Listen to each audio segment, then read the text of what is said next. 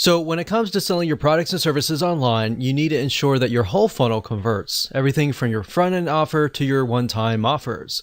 Now, if you've been purchasing products online or selling them, you already have likely experienced one-time offers.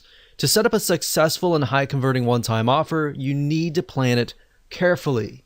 You see, one-time offers aren't anything new. In fact, you've probably already seen them at fast food restaurants that use them to increase the size of your initial order. Now, the type of one-time offers that we're talking about today is presented only after someone makes a purchase. This type is more powerful simply because they trust you. They've already bought from you. But here's the reality and why most people are failing to get their one-time offers to convert. For almost a decade, we've seen business owners set up one-time offers that just don't convert. If you're in the same boat, then this is a good situation to be in because now you are aware of something that most people just don't want to acknowledge. In other words, you know you need to make a change, but perhaps you don't know what it is. While we can't guarantee your success, if you want to know the blueprint on how we get 75% converting OTOs and higher, then this is for you. Finally, discover how to get more customers to buy your one-time offers using smart one-time offers starting today.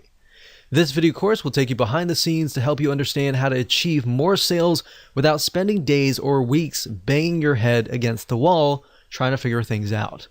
Here's a quick video's overview of what's inside this video course. Video number 1 is the introduction and quick overview, so we'll talk about the course and as an overall view.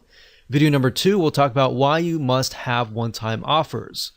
And video number 3, we'll talk about why most OTOs just are not converting so that you can find the weakness in your funnel.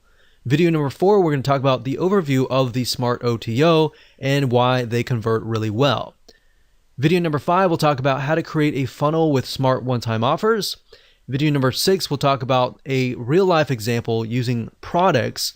And in video number 7, we'll do the same, but we'll use an example of service-based businesses.